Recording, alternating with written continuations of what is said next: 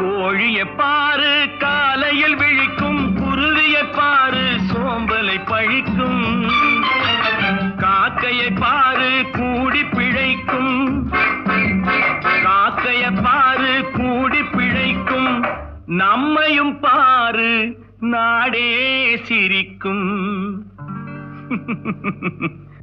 எத்தனை பெரிய மனிதனுக்கு எத்தனை சிறிய மனம் இருக்கு.